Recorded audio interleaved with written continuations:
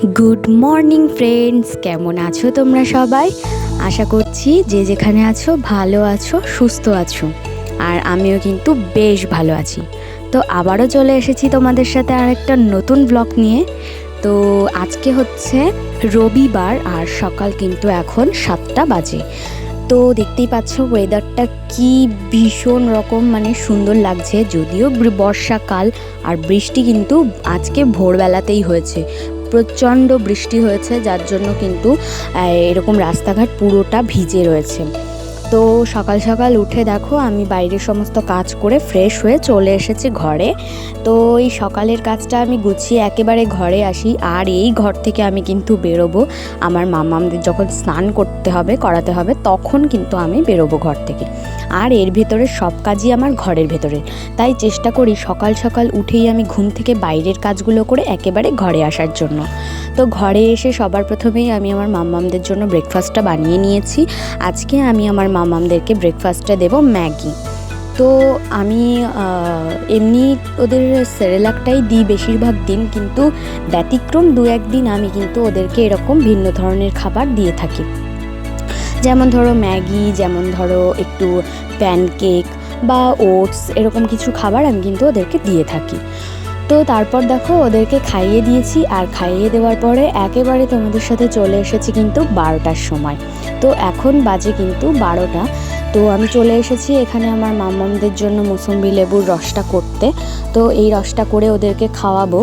তো আজ ধরে প্রায় 1 সপ্তাহ হয়ে গেল ওদেরকে আমি লেবুর রসটা দিতে পারিনি। তো তারও কিছু কারণ আছে। কারণ হচ্ছে ওরা কিছুদিন ধরে লেবুর রসটা না খেতে চাইছিল না, আমি যতই খাওয়াতে যাচ্ছিলাম তো খাচ্ছিল না, আর বমি করে দিচ্ছিল। তো আমি ভাবলাম হয়তো কোনো প্রবলেম হচ্ছে, তার জন্য হয়তো খাচ্ছে না। তারপরে আমি ডক্টরকে দেখালাম, ডক্টরের কাছে শুনলাম। তো বললো যে ঠিক আছে, কোনো ব্যাপার না, তুমি আর একবার দিয়ে থাকো। বাচ্চাদের এরকম হতেই থাকে, ওদের টেস্ট বদলাতে থাকে, নতুন নতুন খাবারের স্বাদ ওরা পায়। তো সেই জন্য এক জিনিস কারোরই ভালো লাগে না প্রতিদিন। তো তারপরে আমি আবার আজকে থেকে শুরু করছি ওদেরকে মৌসুম্বি লেবুর রসটা দেওয়া। আমি চেষ্টা করবো এবার থেকে প্রত্যেক দিন মৌসুম্বি লেবুর রস না দিয়ে একদিন ডিম সেদ্ধ, একদিন মৌসুম্বি লেবুর রস, এইভাবে আমি ওদেরকে চেঞ্জ করে করে দিতে থাকবো। তাহলে কি ওদেরও মুখের স্বাদটা বদলে যাবে, আর ওদের খাওয়ার প্রতি যে আগ্রহটা সেটাও বজায় থাকবে। তো সেইটা ভেবেই আমি একদিন ডিম সেদ্ধ আর একদিন মৌসুম্বি লেবুর রসটা কিন্তু দেবো বলে ঠিক করেছি। তো যাই হোক, আজকে মৌসুম্বি লেবু আনিয়েছি আমি সকালবেলাতে। তো আজকে আমার শাশুড়ি মা এসেছিলো, তো শাশুড়ি মাকে দিয়ে আনিয়েছি মৌসুম্বি লেবু ওগুলো। তো উনি এসে দিয়ে গেছে, আর পুচকুদেরকে দেখে গেছে। তো মৌসুম্বি লেবুর রসটা আমি ওদেরকে খাইয়ে নিই। আর আমার মামকে দিয়ে আনিয়েছি আমি কিন্তু দেশি মুরগির ডিম, সেগুলো তোমাদের সাথে আমি পরে শেয়ার করব। ওদেরকে আমি কিভাবে ডিম সেদ্ধটা খাওয়াই তোমাদেরকে পরের ভিডিওতে আমি অবশ্যই তোমাদেরকে দেখাবো। তো এই যে ওদেরকে দেখো মৌসুম্বি লেবুর রসটা খাইয়ে দিয়েছি, আর তারপরে আমি কিন্তু এখানে একটা কামরাঙা কেটে নিয়েছি, যেটা কিনা আমার বনু কালকে রাত্রেবেলা আমাকে এনে দিয়েছিল। ওকে ওর কোন বান্ধবী খেতে দিয়েছিল দুটো, তো তার থেকে ও একটা খেয়েছে, আর একটা কিন্তু মনে করে আমার জন্য নিয়ে এসছে। কারণ আমি কিন্তু এইসব টক জাতীয় খাবার ভীষণ পছন্দ করি। তো তাই ভাবলাম যে আমার মামামদেরকেও দুটো দিই, ওরা তো প্রথম খাবে, এখনও অবধি কিন্তু ওরা এরকম টক জাতীয় কোনো জিনিস খায়নি। তো যাই হোক, ওদেরকে দিয়েছিলাম, ওরা তো একটু একটু করে খেয়েই ফেলে দিয়েছে, খেতে পারেনি। তো তারপরে দেখো ওদেরকে তেল মাখিয়ে বাইরে একটু ছেড়ে দিয়েছি। আর যেরকম প্রত্যেক দিন যে আমাদের বালতিটা পাতা থাকে, ওখানে ছাদ থেকে জল পড়ে, তো সেখানে জল ছিল, আর ওরা কিন্তু খেলা করছিল। আর তারপরে কিন্তু ওদেরকে স্নান করিয়ে এরকমভাবে দুধ খাইয়ে ঘুম পাড়িয়ে দিয়েছি, যেটা কিন্তু আমি তোমাদেরকে আগের অনেক ভিডিওতেই বলেছি যে আমি কিন্তু ওদেরকে স্নানের পরে যে ঘুমটা ওরা ঘুমায়, সেই ঘুমটা ওরা দুধ খেয়েই ঘুমায়। কারণ তখন ওরা সারাদিন ঘুমায় না, যেহেতু এখন আর সকালে ওঠে সেই 8টা কি 7টার সময়, তারপরের থেকে আর কিন্তু ওরা ঘুমায় না, একবারে ঘুমায়। তো তার জন্য স্নানের পরে ওদেরকে লাঞ্চ করানোর মতো সেই সময়টা আমাকে দেয় না। তো তারপরে দেখো ওদেরকে ঘুম পাড়িয়ে দিয়ে আমি কিন্তু মার সাথে চলে এসেছি রান্নার দিকে। আর আজকে কিন্তু আমরা বানাবো হচ্ছে ফ্রায়েড রাইস আর চিকেন। তো অনেক দিন ধরেই ইচ্ছে করছিল একটু ভালো কিছু খাবো, তো বাড়িতেই বানাতে হবে, বাইরে থেকে কিছু আনাবো না। কারণ আমরা যদি বাইরের খাবার খাই তাহলে আমার পুচকুদেরকেও সেটা দিতে হবে দুপুরে। তো চেষ্টা করলাম বাড়িতেই হালকা ফুলকার ভেতরে নিজেরা রান্না করার। তো সেই জন্যই ভাবনা তথা কাজ। তো চলে এসেছি, দেখো এখানে ফ্রায়েড রাইসটা কি সুন্দরভাবে রান্না করেছি। তো যদিও আমি রান্না করিনি, আমি শুধু একটু ভিডিও দেখে দেখে মাকে বলে দিয়েছি যে এটার পরে এটা দাও, এটার পরে এটা দাও। তো মাই রান্না করেছে।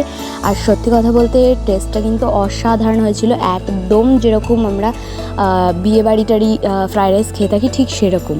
তো তারপর দেখো আমি হঠাৎ করে শুনতে পেলাম ঘর থেকে কান্নার আওয়াজ আসছে। তো এই যে ঘরে গিয়ে দেখি আমার দুই সোনা কিন্তু উঠে পড়েছে। তো উঠে পড়েছে যখন, এখন কিন্তু 2টো বেজে গেছে। এবার আমি ওদেরকে বাইরে নিয়ে যাব, ওরা একটু জল খাবে। জল খাওয়ার পরে 10 মিনিট পরে আমি কিন্তু ওদেরকে এই দেখো ফ্রায়েড রাইস আর চিকেন নিয়ে চলে এসেছি ওদেরকে খাওয়াতে। তো ওদেরকে খাওয়ানোর ভিডিওটা আমি তোমাদের সাথে শেয়ার করলাম না, তার একটা কারণ আছে কেন আমি ওদের খাওয়ার বেশি ভিডিও তোমাদের সাথে আমি শেয়ার করি না। তারও একটা কারণ আছে, কারণটা আমি পরে অন্য কোনো ভিডিওতে তোমাদেরকে বলবো। তো এতে হয়তো আমার সাথে অনেকেই সহমত হবে, আবার অনেকেই হয়তো এর বিরোধিতা করবে। ওখানে বসো, ওখানে বসে বসে করো, একটু দেখি, বসে বসে করো, এবার করো করো তো মাথায় করো, মাথায় করো, বলো দেখো মিমিরা আমি কিন্তু একা একা চুল স্ট্রেট করতে শিখে গেছি। করো করো করো করো, তুমি একটু করো। আবার আওয়াজ করছে। কিভাবে করতে হয় চুল স্ট্রেট? না কি কিভাবে করতে হয় একটু করে দেখাও তো, একটু করো মামা। মামা পাপা পাপা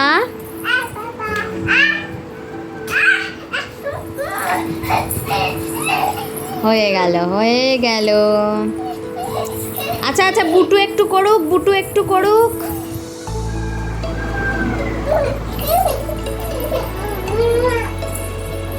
বুটু হয়তো তোমার, বুটু একটু করুক।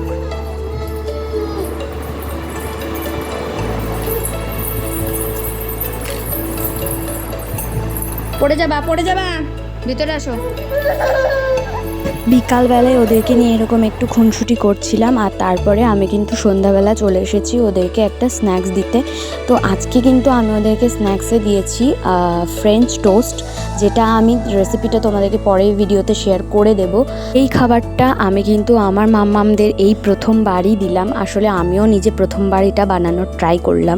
আমি সবসময় চেষ্টা করি ওদেরকে স্ন্যাক্সে একটু ভিন্ন ধরনের খাবার দিতে, বদলে বদলে দিতে। তো যাই হোক, বেশ কয়েকদিন ধরে ওরা কিন্তু মিল্কশেকটা খাচ্ছিল খুব ভালো। তারপরে দেখলাম যে ওরা সেটা পছন্দ করছে না, তাই ভাবলাম কী দেওয়া যায় কী দেওয়া যায়। তো অনেক খুঁজে টুজে আমি এই রেসিপিটা পেয়েছি। তো এটা খুবই ভালো। আমি তো প্রথমে ভয়ে ভয়ে ছিলাম যে ওরা খাবে কি না, পছন্দ হবে কি না, বাট সত্যি কথা তোমরা নিজেরাই দেখতে পাচ্ছ ওরা কিন্তু এটা কিন্তু খুব আগ্রহ নিয়ে খুব মজা করে খাচ্ছে। তো যাই হোক, আমার মেয়েদের এই রেসিপিটা কিন্তু এই ফ্রেঞ্চ টোস্টটা কিন্তু খুব পছন্দ হয়েছে। তো তোমরাও চাইলে কিন্তু এরকম তোমাদের বাচ্চাদেরকে বানিয়ে দিতে পারো। এটা সন্ধ্যের কিন্তু খুব ভালো একটা হেভি নাস্তা হতে পারে। তো আজকে আমি বনুকে বলেছিলাম যে একটু কেক খেতে ইচ্ছা করছে, বনু কেকটা নিয়ে আসিস। তো ও সেই মতোই কেকটা এনেছিল। তো চলো আমরা সবাই মিলে কেকটাকে এনজয় করি, বিকজ আমার বাড়িতে মা আছে, দাদু আছে, বনু আছে, আমি আছি, আমরা অনেকেই আছি। তো তার জন্য বড় একটা কেকই নিয়ে আসা হয়েছিল।